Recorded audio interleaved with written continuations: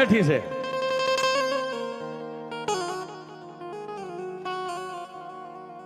જાતનો કોળી હતો, અટકે એની જબરા હતું નામ જેનું રામજી હતી. આજ રામજી જબરાની મેલડીનું નામ પડે ને દુનિયા ધ્રુજી જાય છે.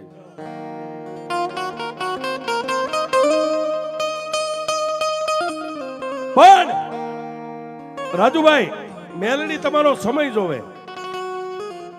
મેલડી બિઝનેસમાં આગળ હાલે, મેલડી ખેતીમાં તમારી આગળ હાલે, અને કાંઈ ન હોય અને મેલડીના પગ પકડીને એમ કહો કે એ માં કાંઈ નથી, આજ રાતે ચોરી કરવા જાવ છે.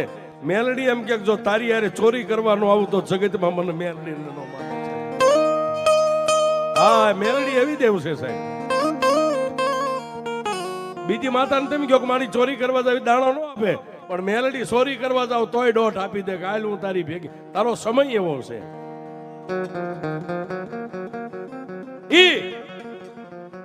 ગોમા નદીનો કાંઠો, પંખીના માળા જેવું એક મુઠ્ઠી જેવડું અલમપુર ગામ, અને અલમપુર ગામની માલપા હાલે મોજુદ રામજી જબરાની મેલડીનો થડો છે. અને ઈ રામજી જબરાની મેલડી રાઠોડ પરિવાર અમારા રાવણદેવ પણ માને છે, જેની રાઠોડ અટક છે. પણ એમાં એક દાદો વશરામ માં મેલડીનો પરમ ઉપાસક થઈ ગયો. હાથી જેવું જેનું શરીર, એ ધૂણવા બેહે એટલે સાહેબ એક હાથની માલપા સલમ હોય અને ડાક વાગતું ને ધૂણવા બે એટલે ખાલી ટચલી આંગળી જલે સાહેબ, આમ ખાલી ટચલી આંગળી. પણ એમ કહી દે કે મારી મેલડી હાડા ત્રણ દી તારું પૂરું કરી નાખે એટલે ચોથો દી નો ઉગવા દે છે. આ બધું ભજન ને ભક્તિ છે ને, આ બધું ગાદીએ માન છે. દેવ દુનિયામાં કોઈના દુબળા નથી. આપણે એમ નથી કહેતા બધી દેવ શિરોમાન્ય છે, પણ જેવો ભગત અને જેવો ભૂવો ને એની ભક્તિ કરે ને સાહેબ. આ જે કે ભાઈ ભાઈ એના બેંકમાં 11 લાખ બેલેન્સ હોય, સવારે આપણને 5 લાખ ઉપાડીને ઉસીના એક આપી શકે ભાઈબંધના દાવા સાથે, પણ ખાતું નીલ હોય તો શું કરે? એમાં ભૂવા છે ને બધાને અમે કહી છીએ, ધૂણતા તો સાહેબ બાયું નહીં આવડે, માથે ચૂંદડી ઓઢીને ધૂણે. પણ ભૂવા થયા છો ને સમય આવો રાતનો મળે ને, વસ્તી હોઈ જાય ત્યારે ક્યારેક માળાયું લઈને કલાક મઠમાં બેજો, તમારું બેલેન્સ જમા થાય છે. હા, ક્યારેક વસ્તી બેન દીકરીઓ કોઈ મહેમાન ગતિએ જાય, હગાવાલામાં લગ્ન પ્રસંગમાં કોઈનો મેલી જગ્યામાં પગ પડે, ઘરે આવીને ધૂણવા માંડે તો વસ્તી છે ને ઉપાડીને લાવીને ભૂવાના ખોળે નાખે કે ભૂવા અમારી દીકરીને મારા ઘરની પત્ની ધૂણે છે અને કંઈક કરી દે. પણ સાહેબ તમારું બેલેન્સ હોય ને તો ચાંદલો કરો ને કારણ ભાગી જાય. પણ નીલ ખાતું એનું કામ નથી હો. હા, એવા ભૂવાના તો કાઠલાય કોલર ચાલી લે, આમ કોલર ભૂત હોત ચાલી લે નીલ ખાતા વાળાના. એટલે તમને કહી છે.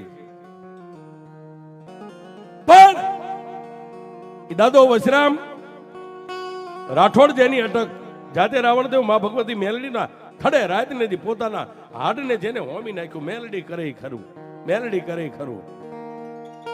પણ જેના જેના કામ થાય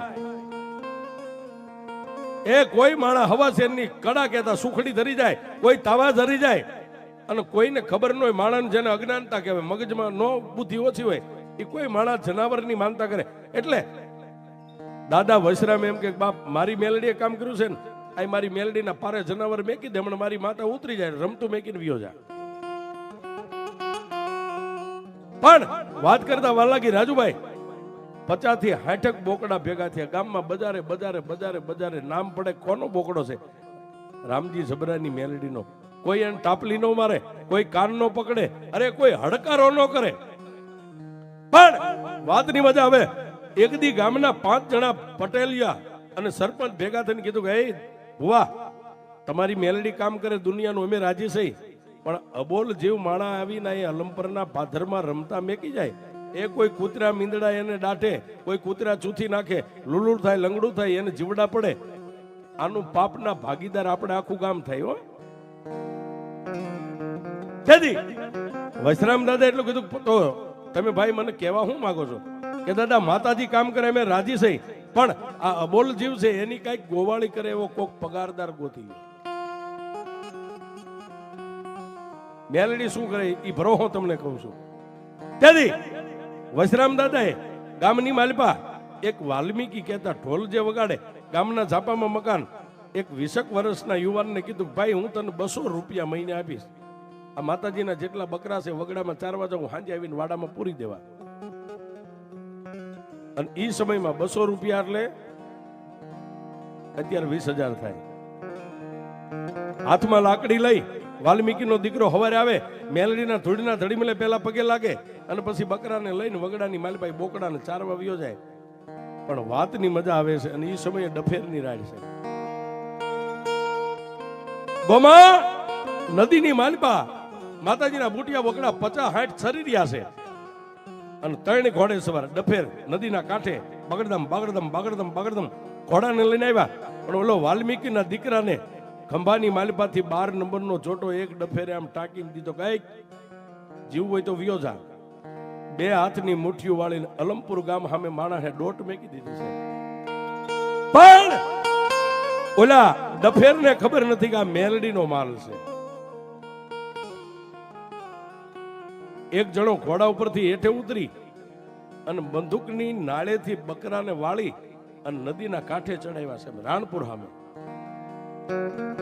પણ ત્યાં ઓલો વાલ્મીકીનો દીકરો દોડતો ગડગડતી દોટ મેકી અને દાદા વૈશ્રામ બેઠા હતા, માં મેલડીનું ભજન હાલતું, ન્યા આવી અને લાકડી પડે એમ દાદાના પગમાં પડીને એટલું કીધું કે હે દાદા, દાદા લૂંટાઈ ગયા. કેમ? દાદા કોઈ 3 ઘોડે સવાર આવ્યા હતા ને, આપણા માતાજીના બધાય બોકડા વાળી અને નદીના કાંઠે કાંઠે કાંઠે કાંઠે વ્યા ગયા અને મારી સામે 12 નંબરનો જોટો ટાંક્યો એટલે હું મારો જીવ બચાવીને તમારી સુધી આવ્યો છું. પણ સાહેબ, પોતાના ધર્મનો પોતાને પાવર હોય ને, હાથમાં માળા હતી, માળા પડતી મેકી ઊભા થઈ અને માથાની પાઘડી હતી ઉતારીને મેલડીના તળીમલા માથે આમ ઘા કરી.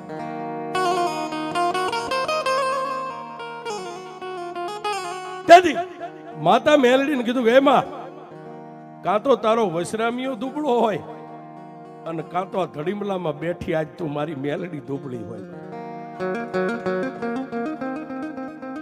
એમાં કોઈ કાળા માથાના માનવીના ખેતરની માલપાજો બળદનું જોતર ચોરાય અને એમ કે હે રામજી જબરાની મેલડી તને 10થી દીવો કરીશ અને જોતરના ચોરનારને જો 3.5 દીમાં પસાડીને લાવતી હોય, એ હવે આ તારું ચોરાઈ ગયું, તને ઠીક પડે, માતાને કોકને માનતા તો કર.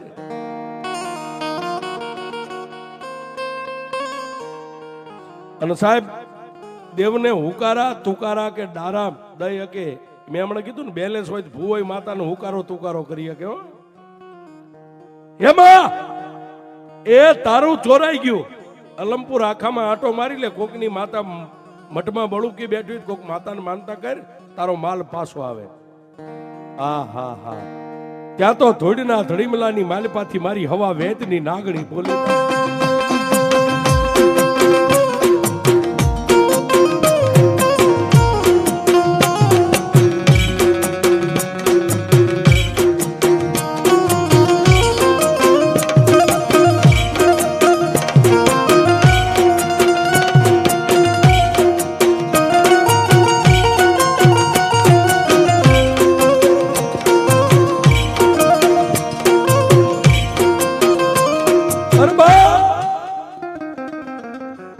દાદા વસરામની આંખમાંથી આહુડું ગાલે ને ગાલેથી દાટીએ ને હેઠે પડે ને, ઈ પેલા ધોડીના ધડીમલામાંથી મારી લોઢાના દાંતવાળી મેલડી બોલી, હે વસિયા, હું તું મને મેલડીને ક્યારનો ટકોરા મારે. પણ એને વળતો જવાબ વસરામ દાદાએ દીધો, તારો પાવર તો મેં કેદુ નો જોયો, સાની માની બેહી જા, પાવર નો કરીશ. મેલડીને કહે છે મેલડીએ બીજી વાર જવાબ આપ્યો કે વસિયા, હું મેલડી છું, મને ઓળખ, તને ખબર છે ને મારા પાવરની? કે તો તારો પાવર હોય તો એક વાલ્મીકીનો દીકરો તારા બકરાની ગોવાળી કરતો, અરે એને બંદૂક ટાંકી, ઈ તો જીવ બચાવી હોય, પણ તારો માલ 60 બકરા લઈ અને કાળા માથાના માનવી વહી જાય તો દુનિયામાં મને એમ લાગે કે કાં મારી મેલડી ગામત્રે વહી ગઈ અને કાં તો 12 નંબરના ચોટાથી મેલડી તુંય બી ગઈ.